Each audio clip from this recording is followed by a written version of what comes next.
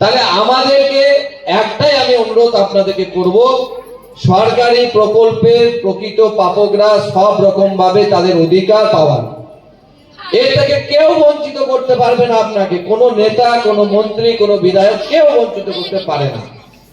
এটার জন্য আপনাদেরকে ধৈর্য রাখতে হবে। এই কারণ এই সরকারি সিস্টেমে বসে থাকা যারা কাজ করছে তারাও বাংলারই মানুষ, কিন্তু বাংলার মানুষ হলেও 15 বছরে যে একটা অভ্যাস তারা তৈরি করেছিল, অফিসে গেলেও হবে, না গেলেও হবে, কাজ করলেও হবে, না করলেও হবে, তারা যে প্র্যাকটিস করে রেখেছিল সেটা একটু মেন্টালিটি চেঞ্জ করতে সময় লাগছে।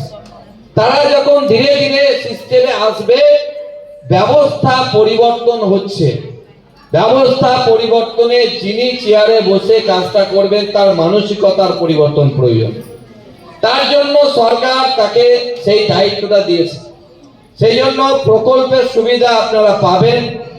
প্রত্যেকটি প্রকল্প কেন্দ্র এবং রাজ্য দুটো প্রকল্পের সুবিধা যারা প্রাপক, যে সমস্ত প্রকৃত প্রাপক তারা পাবেন, তাদের অধিকারের জন্য আমাদের লড়াই।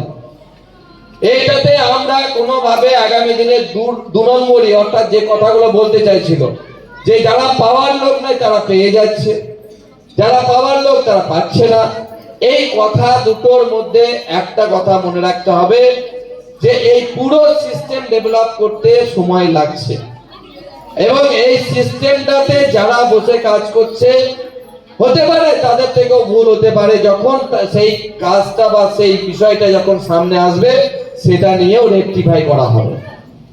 এছাড়া মহিলাদের নিজেদের যে অধিকার সেটা অবশ্যই পাবেন। রাজ্যের সরকার আপনাদের সাথে আছে এবং থাকবেও। আপনারা শুধুমাত্র 2 মাসে এই সরকারের এই প্রকল্পের ব্যবস্থাপনা দেখে কখনো সরকারকে বিচার করা যায় না। একটু সময় দেবেন। আমাদের মাননীয় মুখ্যমন্ত্রী এবং প্রত্যেকটা দপ্তরের মন্ত্রীরা সজাগ দৃষ্টি রেখেছেন, কোথায় ভুল ভ্রান্তি হচ্ছে, কোথায় ঠিক হচ্ছে সবটাই নজরে আছে।